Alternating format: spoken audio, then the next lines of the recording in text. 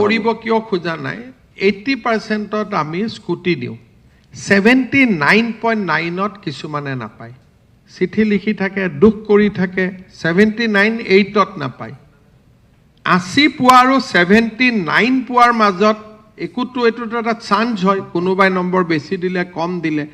সেইকাৰণে আমি চিন্তা কৰিছো যে আমি যিখিনি পইচা বাচিব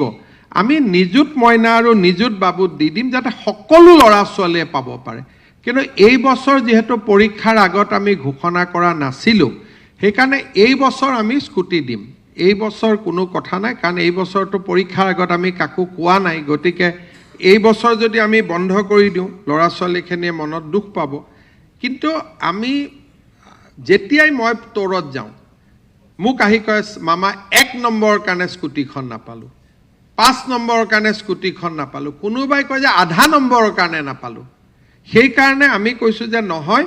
আমি এনেকুৱা এটা সিস্টেম কৰো যাতে প্ৰতিগৰাকী মামাৰ ভাগি নাপায় সেই কাৰণে এবাৰ আমি কৰিছো যে আমি ইউনিভাৰ্সালি নিযুত মইনা আৰু নিযুত বাবু দিব খুজিছো যি 200 কোটি টকা 100 কোটি টকা বাচিব আমি নিযুত মইনাটো বঢ়াই দিম বা নিযুত বাবুটো বঢ়াই দিম হেতু হৈছে আমাৰ লক্ষ্য আৰু বহুত একাডেমিচিয়ানেও আমাক পৰামৰ্শ দিছে যে আজিকালি 80% কোনোবা সেন্টাৰত কোনোবা বহি এজন লিবাৰেল পৰীক্ষাৰ্থীয়ে চালে তেওঁ 80 দিলে কৰবা এজন ষ্ট্ৰিক এক্সামিনাৰে দিলে তেওঁ 79 দিলে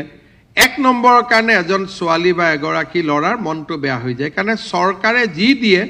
এনেকে দিয়ক যাতে প্ৰতিগৰাকী ষ্টুডেণ্টে পায় থাৰ্ড ডিভিজনেও পায় ফাৰ্ষ্ট ডিভিজনেও পায় সেইকাৰণে আমি কৈছো আমি টকাটো সেভিংছ নকৰো আমি টকাটো নিযুত মইনা আৰু নিযুত বাবুত আমি দি দিম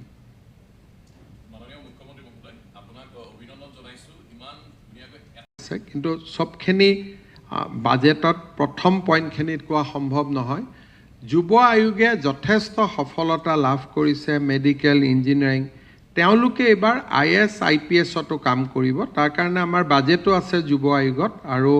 কেতিয়াবা সেই বিষয়ে আমি ডেফিনেটলি পাতিম কিন্তু বাজেটত আমি ইউজুৱেলি